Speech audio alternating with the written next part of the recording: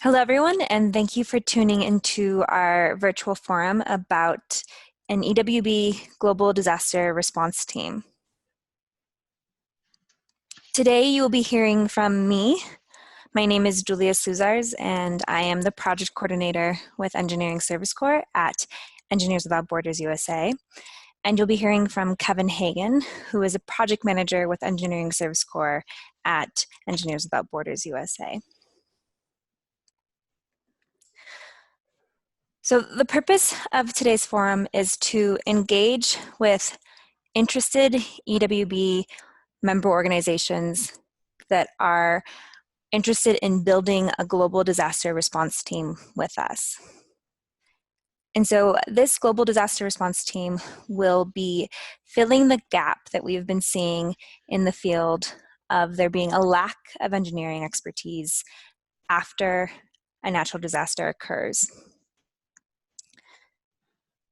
We will also be talking about how we identify and will screen individual interested members in being a part of the roster. And then we will be responding to questions you have in the forum space. So now I'm going to pass it on to Kevin Hagan to go over some more background information and one of our recent projects. So what I'm going to do is talk about the disaster response in terms of the EWB mission broadly, and then I'm going to talk about a few examples of some of the disaster response that we've done. So in terms of mission, the graphic here is showing the disaster response and the humanitarian side of disaster response, the search and rescue and so forth. We don't typically engage in that part, and it's not really very focused on engineering.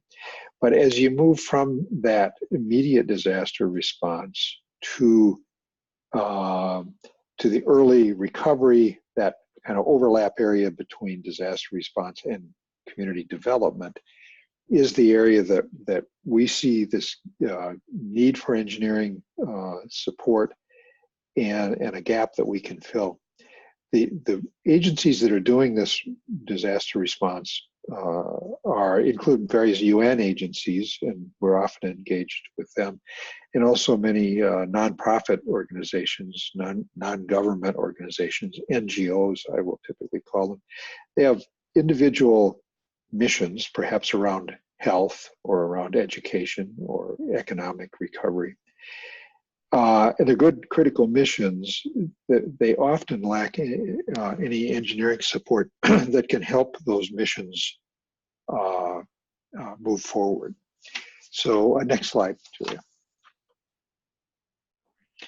The disaster response experience that we've had to date, and this is the experience that I'm aware of. Some of the other EWBs may have some other experience, but and we'd be interested to hear that, but we've not so far. The response has been to natural disasters. We've not been responding to conflict situations. The early disaster response experience was pretty informal in that it was just some of the EWB members responding to disasters. And over time, it's become more formal and more central to the EWB work. If you look at the list here, there's kind of three different types of events. There are geologic in the earthquakes and volcano and so on.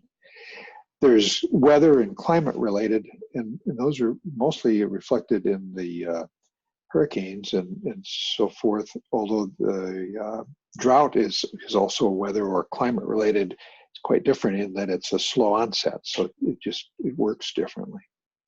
And then the one on the bottom of that first list is a response to an epidemic. That was the Ebola epidemic in Sierra Leone about 3 years ago. And so that's kind of the reflective of the kinds of disasters we have responded to and expect to respond to in the near future. Next slide. So this, we're gonna run this. You can go ahead and start it. This is a video. This is a piece of a video that UNDP, the United Nations Development Program, developed for their own purposes, and we're showing it here because many of the people in it and much of the work that you see in it is really our people and our work. So we're borrowing a bit of their video. This is from Hurricane Maria in Dominica. We arrived about 3 weeks after the event, and 2 years later, we are still on the ground. Much of our work has been, it initially was damage assessment, and then it's had been building standards creation and inspection of construction and materials, the use of the proper materials and so forth. And I would point out that much of that work has been working with other agencies, not just UNDP, but with other UN agencies and other NGOs and the government of Dominica. So yeah, you could stop that if you will, Julia, and we'll move to the next slide.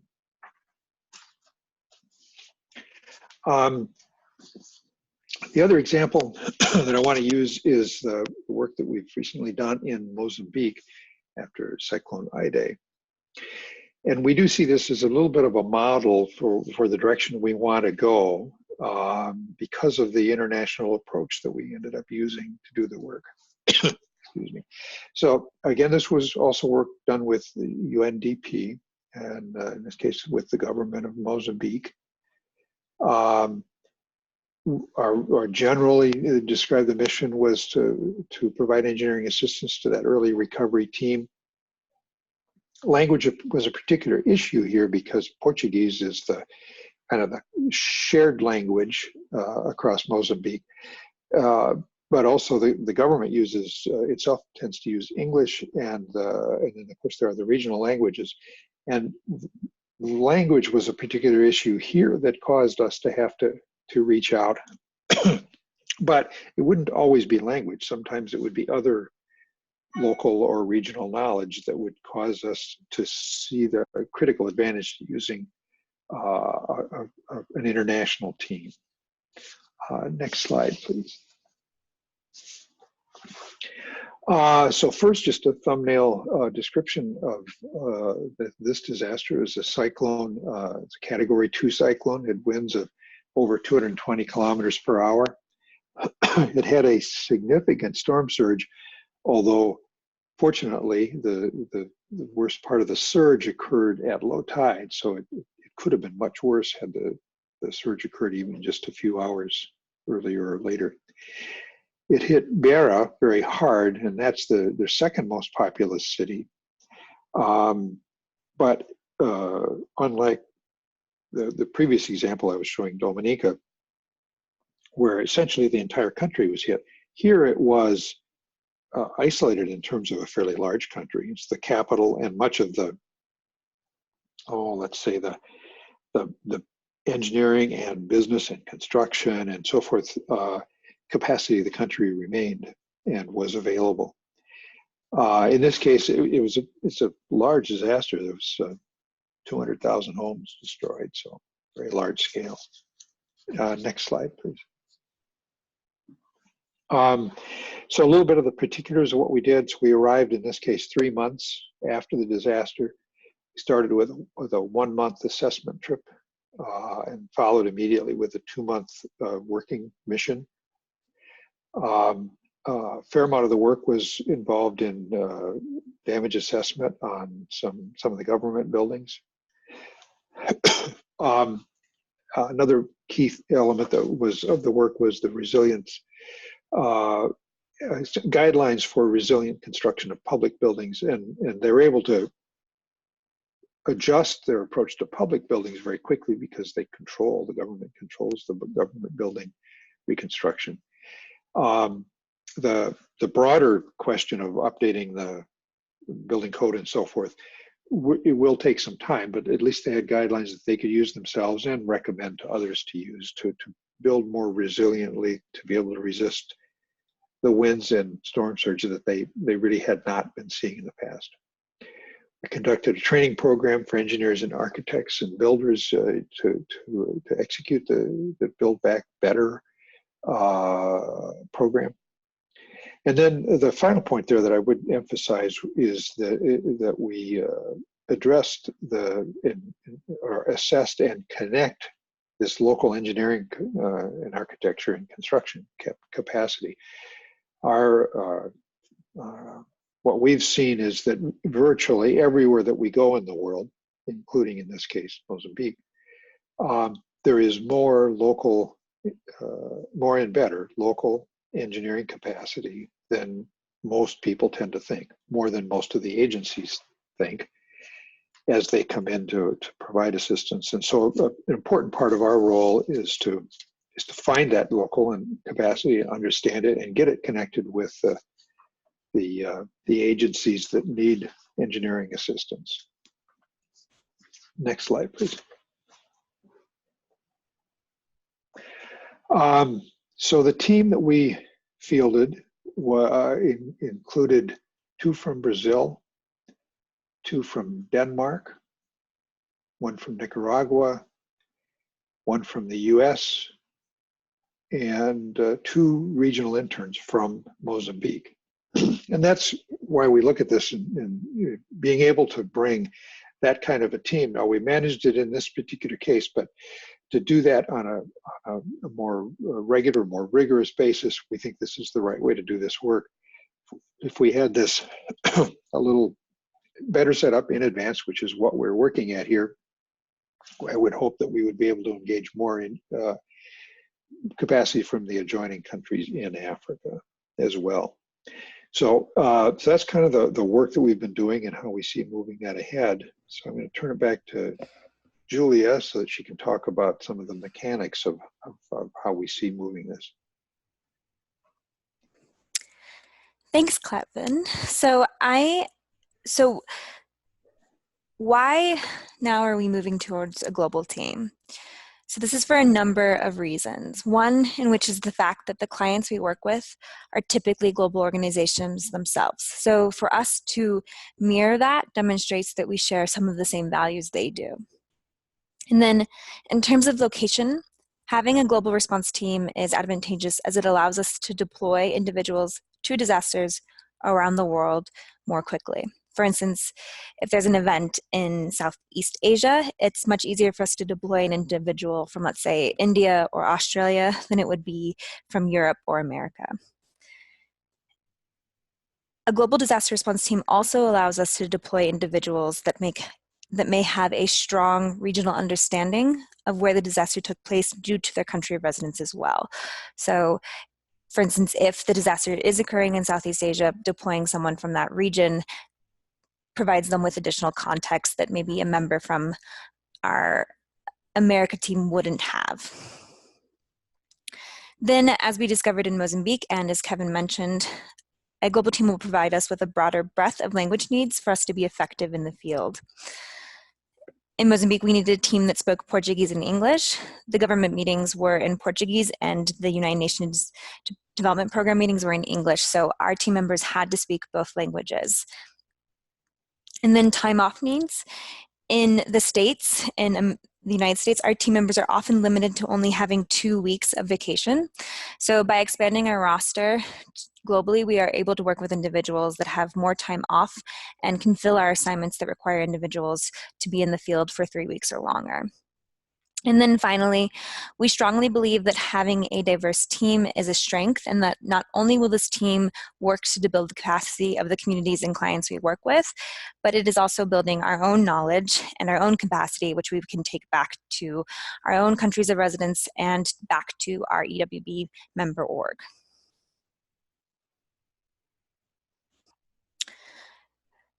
So what we are hoping this roster will look like is it will be a group of engineers from around the world who have developing world experience and are available to participate in an assignment for a minimum of 2 weeks.